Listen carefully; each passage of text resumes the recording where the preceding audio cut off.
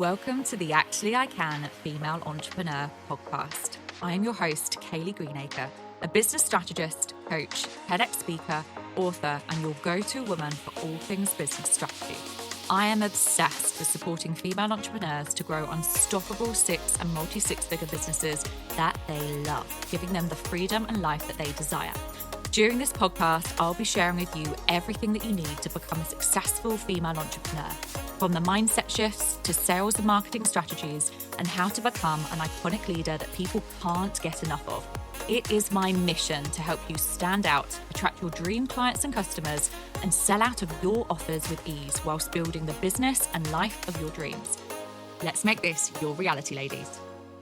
Hello, ladies, and welcome to another episode of Actually I Can, the Female Entrepreneur podcast. And I am joined today by the fabulous Vanessa Buck, who is a vision and life mentor. And we are going to be diving into the power of vision boards for female entrepreneurs. Vanessa, it's an absolute pleasure to have you on the podcast today. Thank you for having me. It's lovely to be here. Oh, and I'm so excited to dive into this topic. This is something that I'm really, really passionate about and so interested to find out more from an expert such as yourself about how everyone listening to this podcast can really utilize the power of vision boards. So do you want to start by giving a little bit more of an introduction to yourself, to our fabulous listeners, and also a little bit about your own journey? Yes, absolutely. Thank you. So, as a mum of two now grown-up kids and a wife, naturally, often when we have children, we find that our why changes. We are taking on many roles and identities through our life. And I think I started my beauty business before kids and didn't want to go back to my other job. So I think what happened is I started to work so it fitted around the family. But what I did wrong is I allowed my business to rule me rather than I rule it. And I think often that really happens, doesn't it? We are at the bottom of the pile. You know, we always are thinking of juggling work, money, we have mum guilt, we're guilty of everything. And I think often we reflect, but we don't change. We just keep going, going, and going. And we don't listen to the whispers that happen.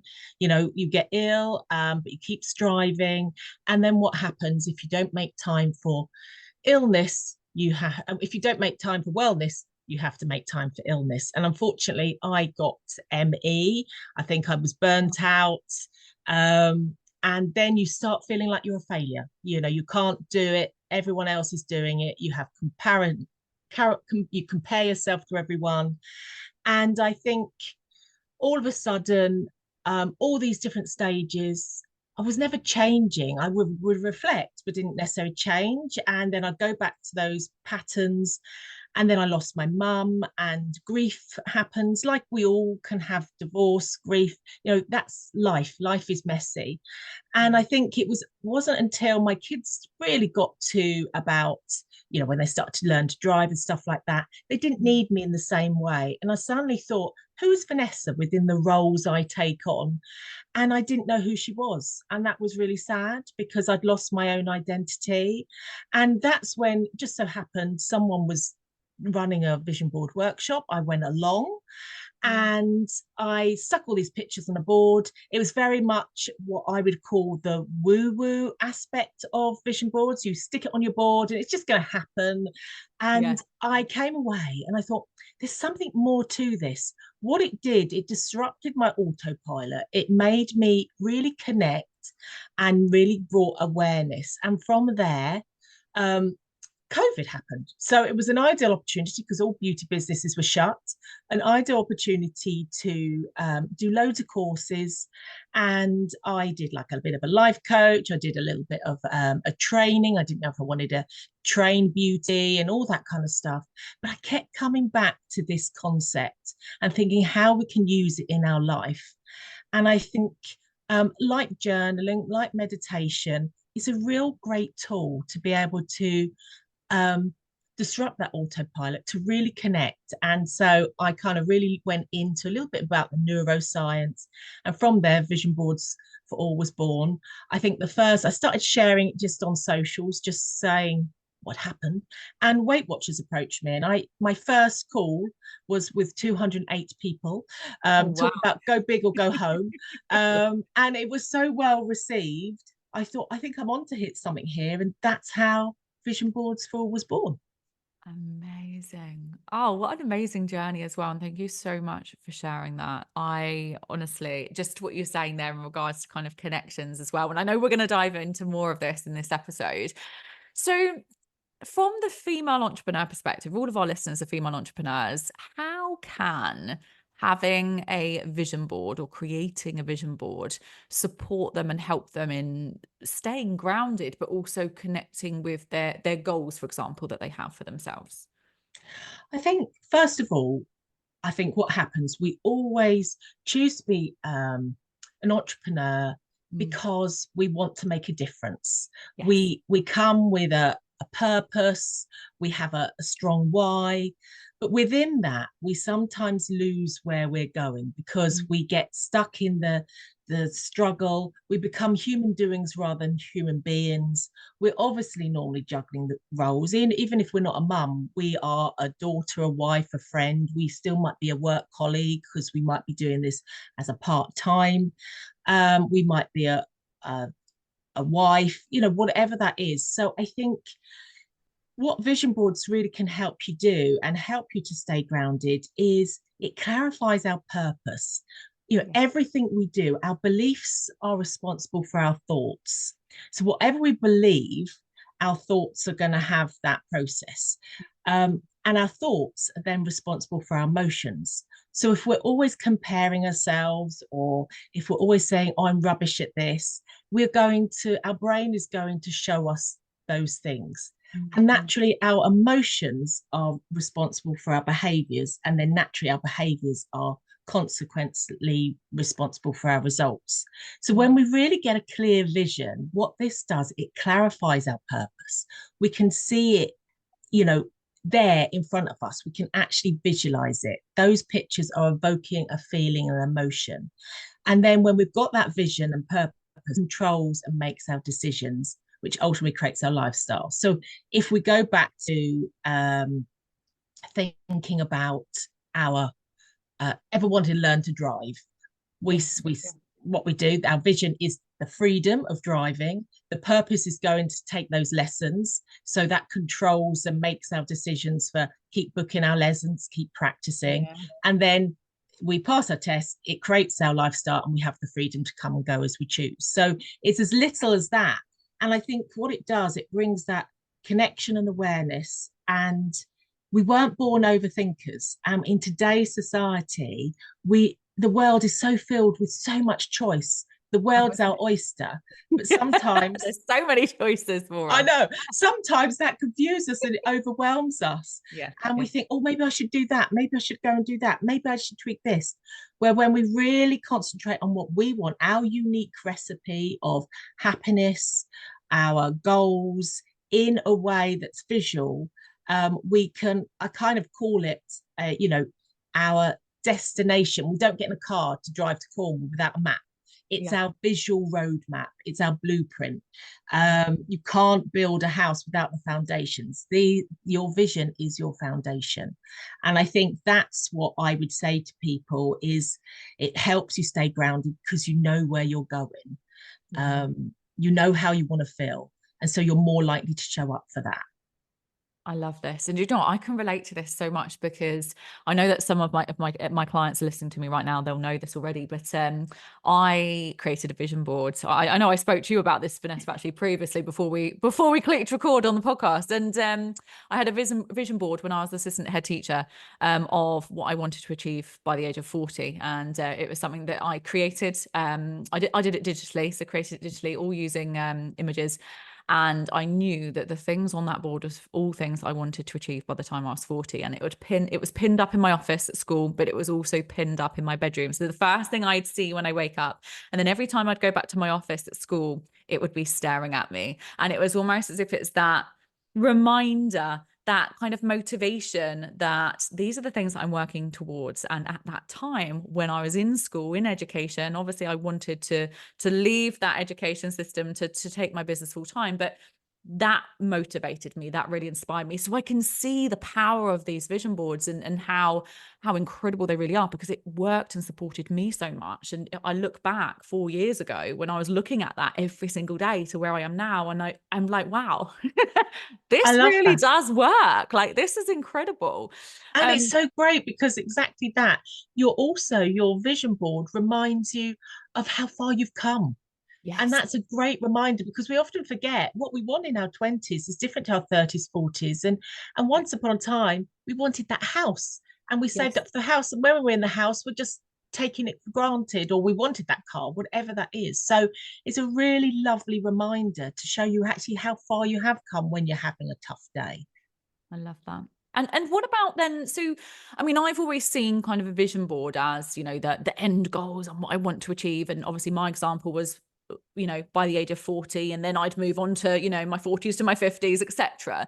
But what is there kind of anything, is it important for people to really stay focused or reflect on where they are on their journey as well as their end goals? What's kind of your take on that when it comes to creating vision boards or reflecting on where you are right now? I think that's so important because really tomorrow isn't promised. Yesterday has gone. We only have today. So it's very much of having to come from that place of, while we're working towards our goals, dreams, and aspirations, is finding the joy in every day. It's staying in tune with your vision, but also remembering to stay in tune with your life in all the areas. Your Mm, vision board will set that intention. And also, what I do think, we need to work with nature a little bit more. And in the winter, we want different things for the summer. So it's okay to hunker down and I call it the joy of missing out, instead of feeling that we've got to constantly be driving and striving, because mm. then we start not really being happy. So it's kind of, I think life is messy. We know it's everything is going to change, and we have ideas in our head how we want it to look, but it's being open to be able to see it and do it differently. If we're so laser focused it has to look like that, we sometimes miss out on other opportunities. And I think it's a, how we want to feel and where we want to go, but it's being open to see things differently. And I think that's where I think you can reflect on that journey, is celebrating every step now. It is one step at a time. It's being in the present moment. It's enjoying that and not being in that, trying not to be in that struggle and strive kind of thing. Um, and it's that connection and that awareness and seeing possibilities in when things do go wrong, opportunities and possibilities that you can tweak it slightly. Going back to, what we want in our 20s is different to our 30s, 40s. It might be that that was your goal in your 20s, but actually it looks a little bit different now and you're still trying to really hold on to it. So it's about retweaking it sometimes, I think, and repurposing it. I love that. And I think as well, as female entrepreneurs and in, where we are today, I mean, as we're recording this podcast episode, we're in 2024. And I feel that there's a big kind of expectation, I think, that a lot of female entrepreneurs put on themselves, and male entrepreneurs, I assume, of wanting instant results, of wanting it now. And, and I feel like this is becoming more and more of a thing, because in the online space, people are making it seem as if it's possible. And I'm not saying it's not possible. I'm a firm believer that anything is possible. But what's your kind of take on this, and sort of bringing in the vision board approach here? And like you were saying there, reflecting as they go through or work towards their goals, and enjoying the process as such. But what's your sort of take on that, of, not really thinking about just wanting that instant result, and actually focusing and enjoying the process of working towards those results? I think absolutely everything now, we want it now. And companies like the big companies like Deliveroo and Amazon, they allow us to have that instant gratification. Instantly, we press that button, and the next day that item's delivered, or if it's food, Deliveroo, it's delivered to your doorstep. Even your shopping. Um, so I think what vision boards can really help you do is, I really think it can help you to create that emotional connection. Mm, mm. Um, everything that we do has that emotion attached. And our head, actually, our conscious brain is only 5% of what we use. It's our language, but our powerhouse is our subconsciousness. So it's allowing ourselves to have that patience and allow ourselves, it is one step. So look at that big goal, and then it is breaking it down. We all have 24 coins in the day. I mean, even to the point TV, if you think about it, we don't wait, we binge watch. In the olden days, we would have to wait for the next week for the next episode. Absolutely. I remember that so well. Yes. So the fact that we are always looking for that instant results, what can we do today to move ourselves forward? That one step, that's the one thing we can always do. And be happy with that one step and celebrate that we're working towards that. And I think it's about celebrate it all the time and having micro joys, because life is busy, and micro joys, I call them, is finding 3 things. Do one thing that you love. Loads of people have always said to me that, I love reading, but I never have time. But we all can find 10 minutes in the day. And in my planner, I've got a 10 minutes pocket of time where you can actually just do 10 pages, read 10 pages, and you'll be so surprised how quickly you actually go through it. I think we feel that we've got to achieve so much, and then we get overwhelmed, and then we get tired, and then that's when the mind monkeys come about. So I would say is about bite-sized pieces. It's one step at a time, one bite at a time. What can I do to make today great? What version of myself needs to show up today? And when we can reflect like that and ask those questions, and it's a 10-minute practice, we can set the day and the intention of how we want to go. I love that. What great advice. That's absolutely brilliant. And what about, I mean, I assume that could work really well with those that are potentially overwhelmed with their goals as well. But is there any other advice that you could give people that potentially are a little bit overwhelmed with what even their overall goals could be? Is there anything specifically that you could suggest?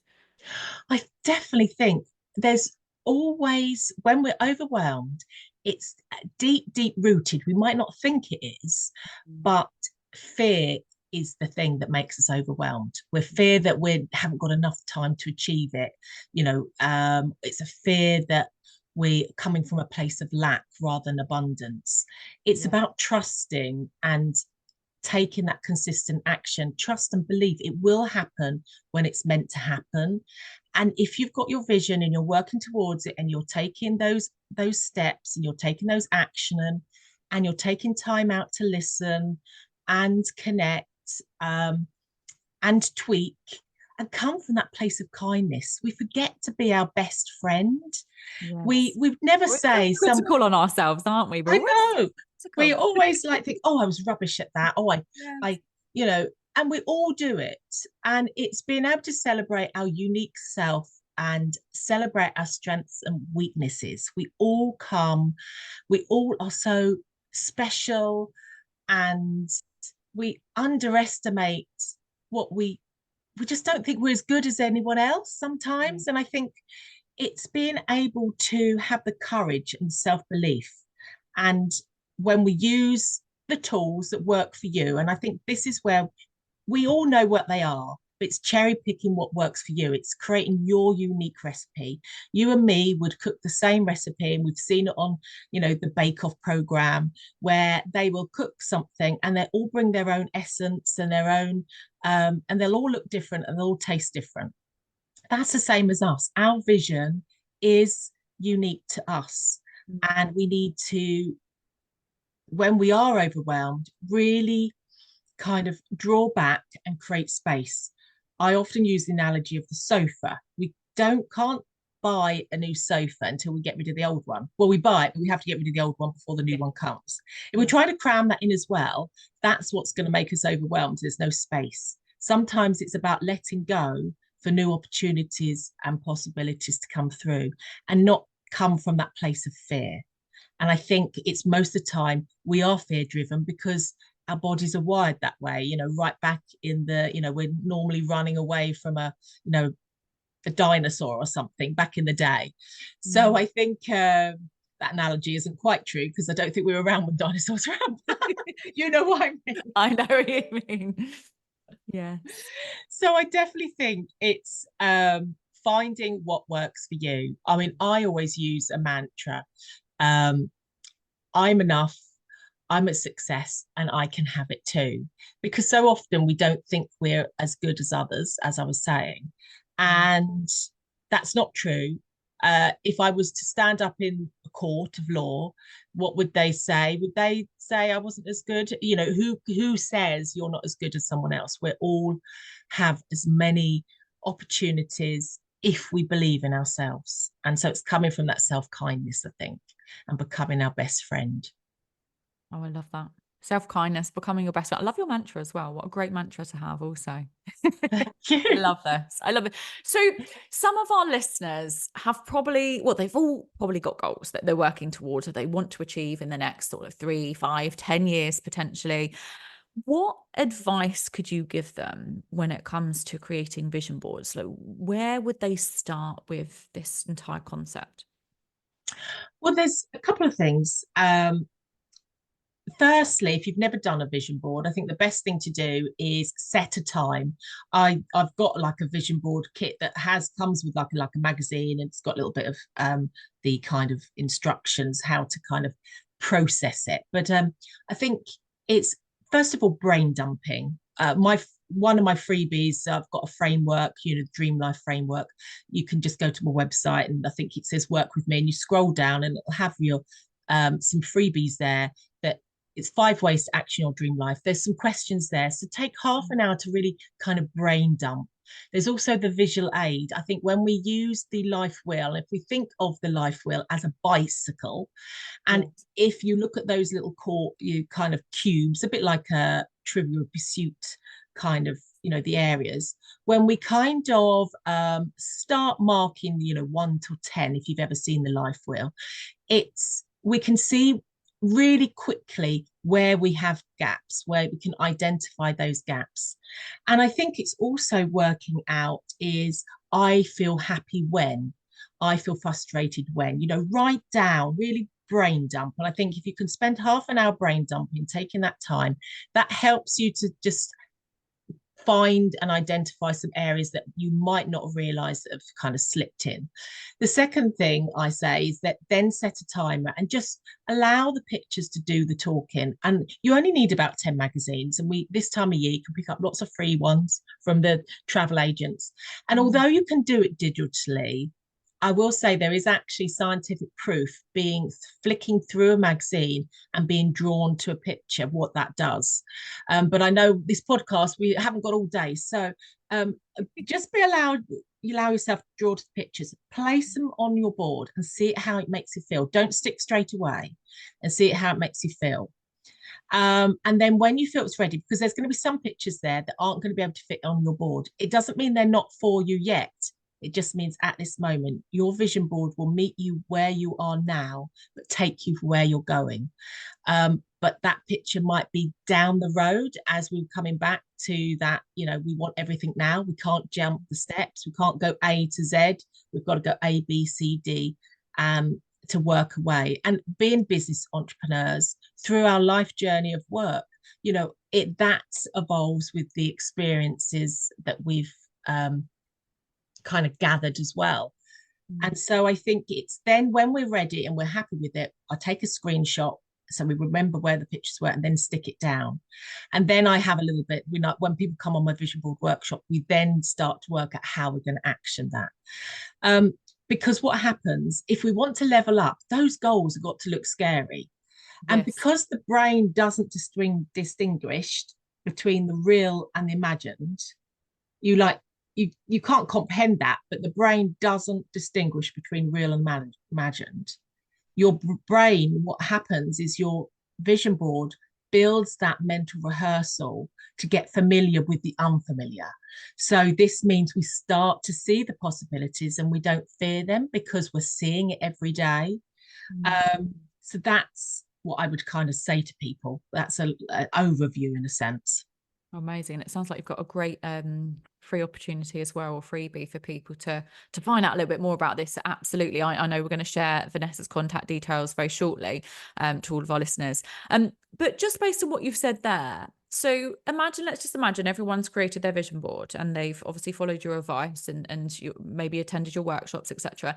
How do they then strategically use that or effectively use that consistently every day or every week? What advice would you give around that? So I would say, look at it every day. This is where you need to come from that place of gratitude, come from that place of abundance rather than lack. We're looking at 10, we're looking that we need to disrupt that autopilot. 90% of what we do is on autopilot every day. And so to disrupt that, we need to do it differently. So by doing that, we need to plan it. We need to put it in our diary. But often we try, and especially, I don't know why anyone sets New Year's resolutions, because that's the worst time anyone should set a New Year's resolution. That's when we should be hunkering down, and taking our inspiration from nature. That's when we are feeding inwards and our roots, and really allowing us to be able to blossom in spring. And that's when I think we should do our New Year's resolutions, because we really can be very, very good right at the beginning, but naturally it falls off. Yes. So it's embracing that abundance mindset. So it's embracing change, being open to change. It's being proactive with that.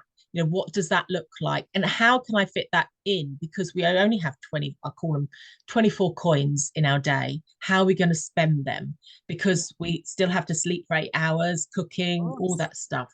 So it might be that we can't scroll through our phone.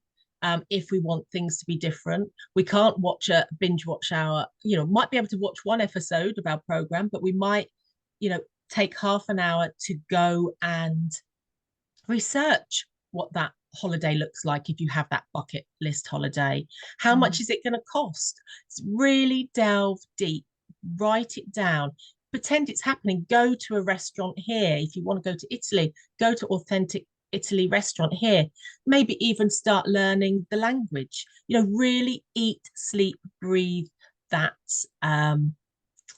goal. It could be that you are wanting to level up and you need help. So you might want to be going on a course or hire a coach to hold you accountable. It's being aware of your strengths and weaknesses, and then finding someone to help you with those weaknesses to push you forward to the next step. And it's saying yes to step out that comfort zone, because our brain, we want to keep safe. It's scary. So it's using your affirmations, it's using your, mantras, whatever works for you. It's using your breath work, it's using your meditation. We really underestimate breath work. Our breath work really helps us to tell our body that we're safe. And trust and believe it can happen for you, because you've had proof. You've chosen things in the past when you've maybe saved for your house and you've bought your house, or you've saved and you've gone on that dream holiday. You've proven to yourself you can do big goals, big things.